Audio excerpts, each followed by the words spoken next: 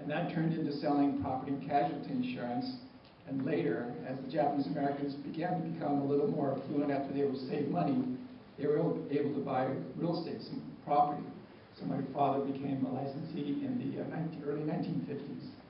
Tell us about the story that I read regarding of him experience at the San Francisco Board of Realtors at the time. Yeah, that's a very touching story. My father made application to the San Francisco Association of Realtors in 1955, and he was denied membership. And they never told him why. And being an Asian, he never asked why. He just said, well, they don't want me.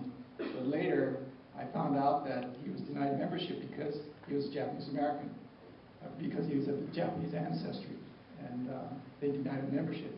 Later, about 3 or 4 years later, he continued to make application, and they accepted him as a member, but only as an associate member, not as a full member.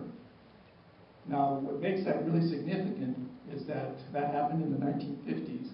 In 1990, I was elected president of the San Francisco Association of Realtors. Yay! So, First Asian American in 85-year history. yeah, that was probably one of the most emotional moments I ever experienced when I got up before the association at my installation. And I saw a sea of faces, but my father was sitting right at the table in front of me. And I recall that story, and the room was deathly silent. I mean, you could hear a pin drop. And I looked down at my father as I retold the story, and I couldn't even speak. I was just so emotionally tied up. But that was a very moving experience for me. Wow, that's great. Now, your mom was a realtor too.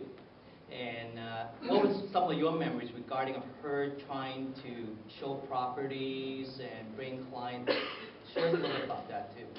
Well, we were living in Oakland, California at the time, and the kids were getting a little bit older, so my mom got her real estate license. And one day I was sick, and she went out to look at some open houses, and I was sitting in the car. She left the car, and within a matter of 30 seconds, a minute, she came back, and I could tell that she was visibly upset.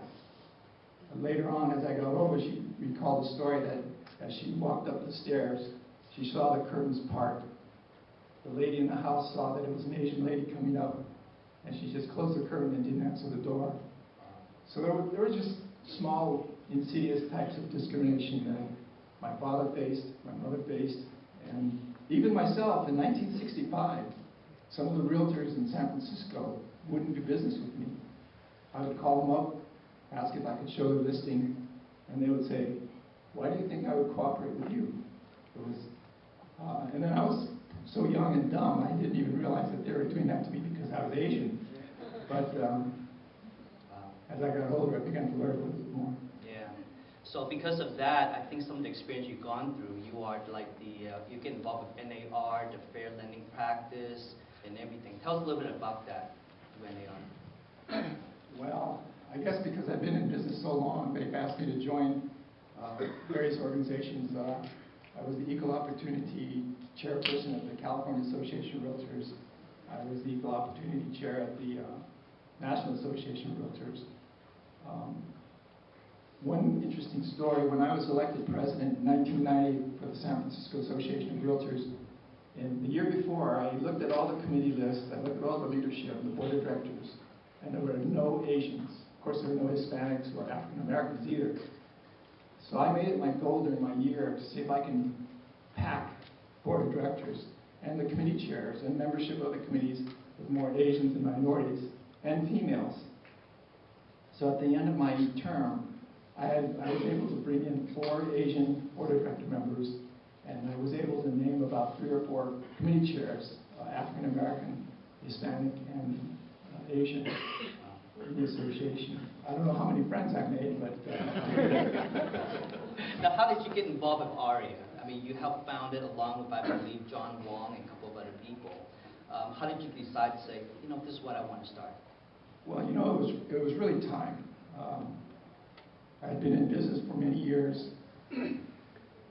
A group of dedicated real estate practitioners met in Houston, Texas. Houston, Texas, of all places. And there were bankers, title people, realtors, realtists, Hispanic real estate professionals. And we sat in that room for 2 days. We talking about the pros, the cons, the statistics. The 2000 census figures were out. We knew that the Asian population was growing. We knew that the number of sales by Asians, especially in San Francisco, were just skyrocketing. So we left that room saying, okay, we're going to start an organization. We didn't have a name, we didn't have any members, and we had no money, but we did have a dream. And the people in this room are the realization of that dream. Wow, that's great. So tell us about the AREAA now. We had a conference not too long ago in Washington, D.C. I was there, but tell us who were some of the speakers and things like that. You know, that was really, I was talking to somebody else in this room about the conference we had in Washington, D.C. in March.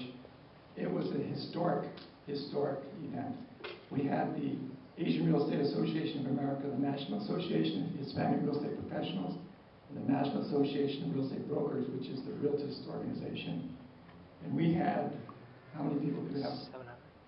We had hundreds, close to 1,000 members there. And going to the Capitol Hill to visit our legislators was an incredibly powerful event. We had Sheila Bair, Tom FDIC. Oh. Tom Stevens. Actually, Mr. Fukuda here is the national chair, he knows a lot more than I did. But we had top quality speakers, Mike Honda, Congressman Mike Honda and others speaking at our conference. It was not only the content was fantastic, but I said the fact that the three major minority organizations cooperated to do something was really powerful. What's the future of AREAA? How do you see it in terms of future coming in the next few years? Well, during the last 2 years, we probably had a little doldrum. As you know, anybody experienced a little downturn in the market?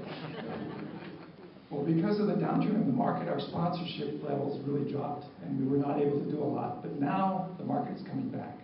We have wonderful organizations like Chase coming in to give us sponsorship.